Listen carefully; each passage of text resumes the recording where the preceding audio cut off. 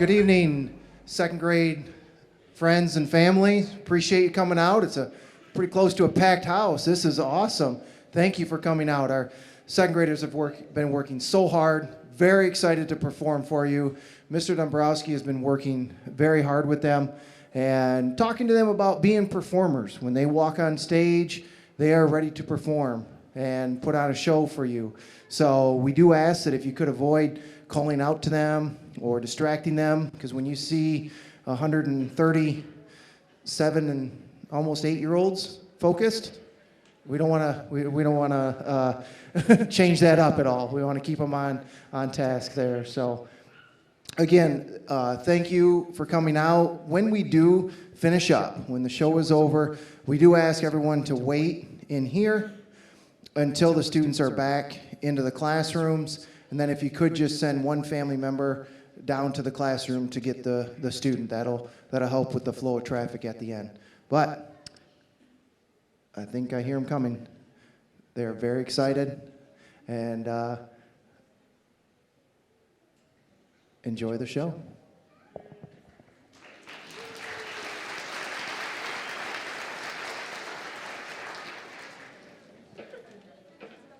Thank you for coming. Our story tonight is The Three Nanny Goats Gruff. The Three Billy Goats Gruff is a Norwegian story. I was going to look up who wrote it, and I forgot to, but somebody wrote it. They know who wrote it. It's a very old story. So the Three Nanny Goats Gruff happens because, and by these two women, Carol Kaplan and Sandy Becker, they sort of thought, well, what about the girl goats? And so they made up the songs that are in our story tonight.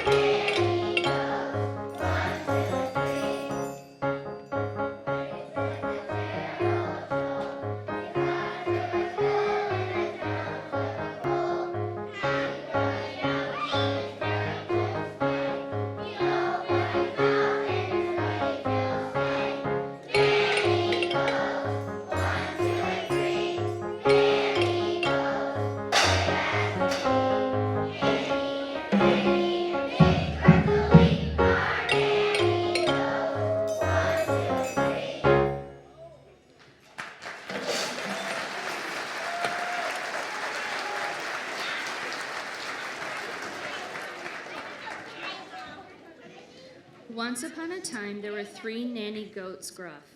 Their names were Annie, Fanny, and Big Bertha Lee. They lived in a meadow with their kid brothers Willie, Billy, and the twins, Millie and Vanilli. The goats spent their days munching green grass.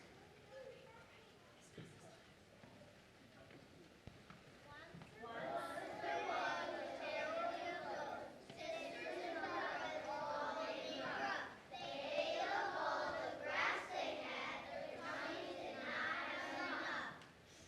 One day, Big Bertha Lee said to the other goats, "There is not much green grass left in our meadow, and soon we will need more to eat. We must cross the bridge to live on the other side where there is more green grass." "Grass," said Billy. "Good," said Willie. The twins, Millie and Vanilli, didn't say anything. "You don't understand," said Bertha Lee. "Our current lifestyle is no longer sustainable. Very soon our environment will be irreplaceably compromised." "Green," said Willie. "Yummy," said Billy. Millie and Vanilli just listened.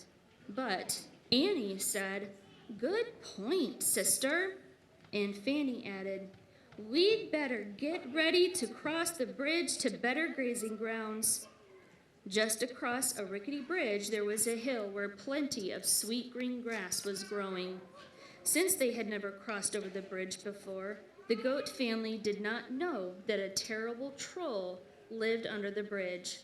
It was damp and cold under the bridge, and that made the troll furious. He was also hungry.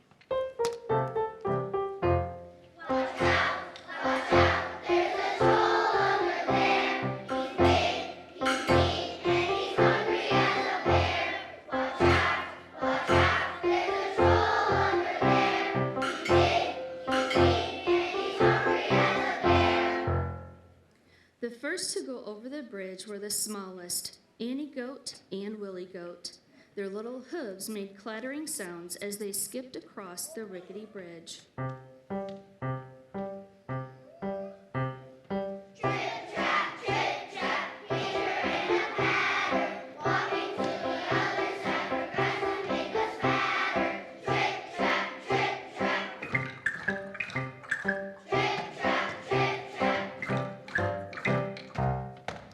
The mean and ugly troll under the bridge heard the sound of their little hooves above him.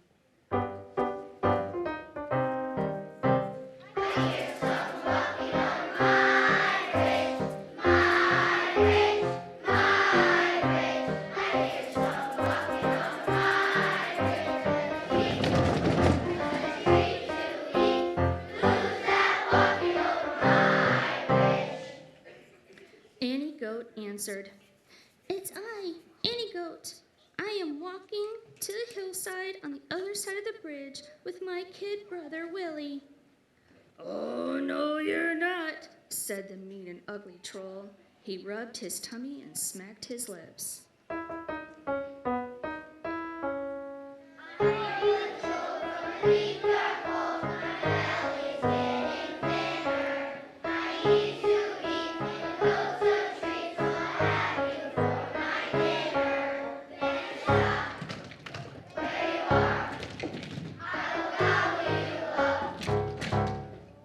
"Yikes!" cried Willie. But Annie Goat thought quickly. "Oh, no, you don't want to eat us," she said.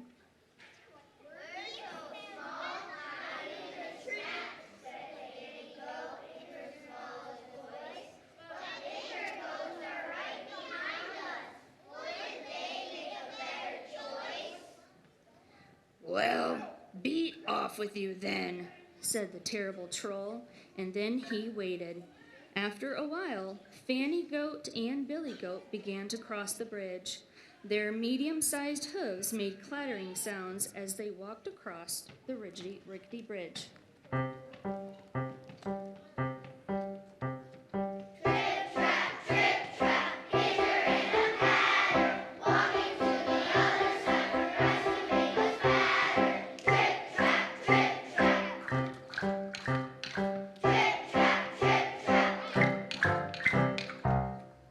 The mean and ugly troll under the bridge heard the sound of their hooves above him.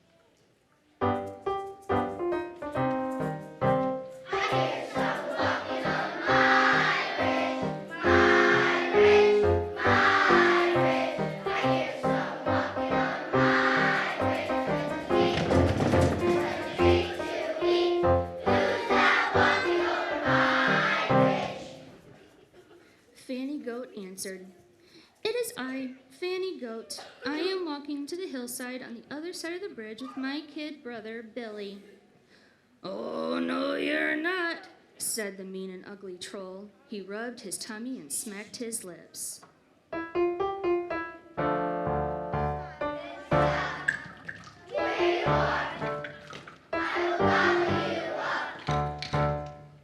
"Eek!" cried Billy Goat. But Fanny Goat was a fast thinker, too. She said, "Oh, you don't want to eat us."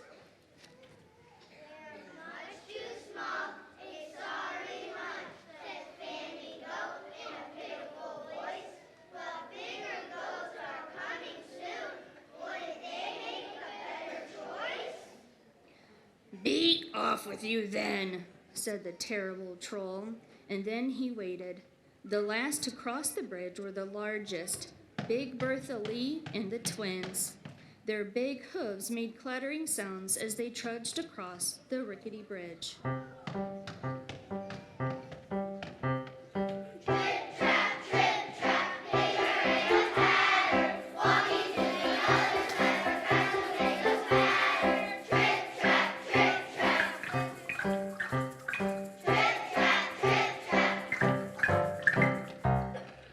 The mean and ugly troll heard the sound of their big hooves on the bridge.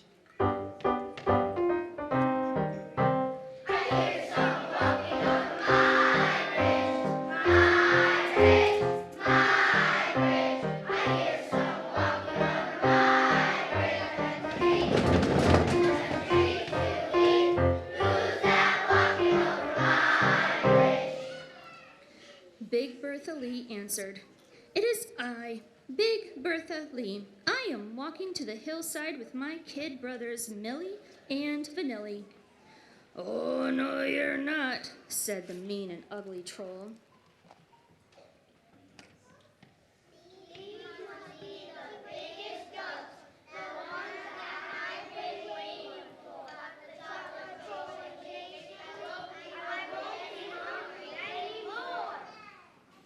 And he rubbed his tummy and smacked his lips.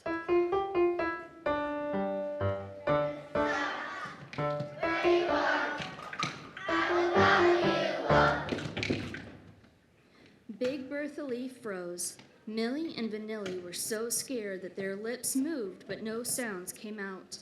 Bertha felt a cold calm fall over her. She felt big and strong.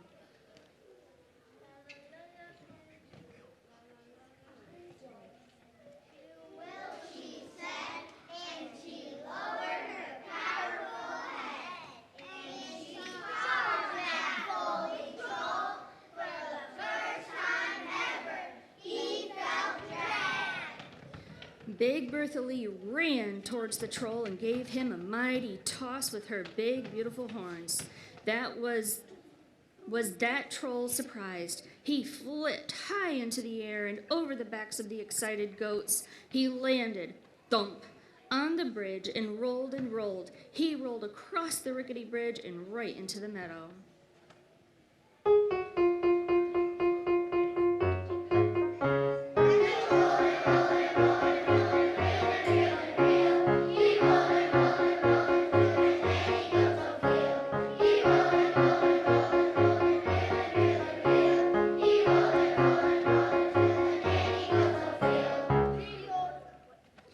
The three nanny goats and their brothers were very happy in their new home on the hillside.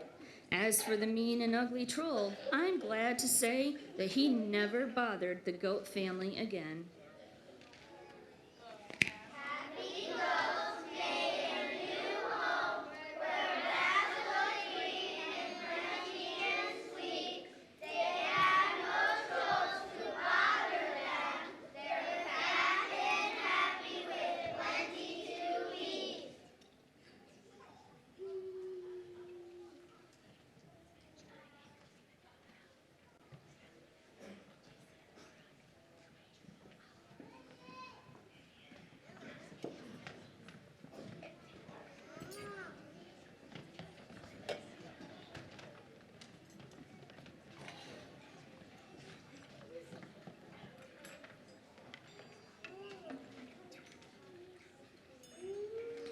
So, snip, snap, snout, this tale's told out.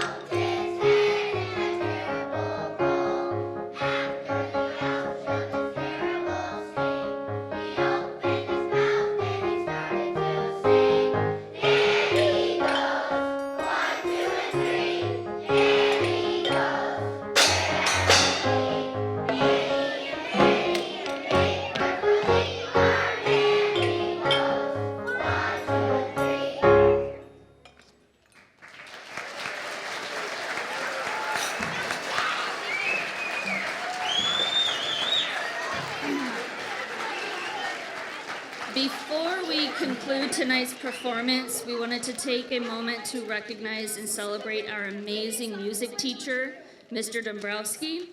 So much time, planning, coordinating, creativity, and patience goes into a performance like you saw tonight, and it wouldn't have been possible without him. There wouldn't be musicians, songwriters, singers, bands, concerts, or choirs without music teachers. And we are so lucky that Mr. Dombrowski gets to be ours. He has helped inspire Belding's youngest musicians for 29 years. Second graders, join me in giving a big thank you to Mr. Dombrowski. Ready?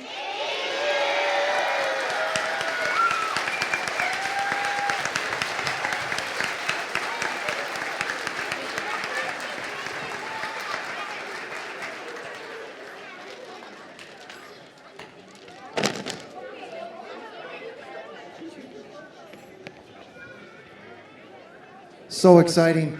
Let's have one more round of applause for our wonderful performers.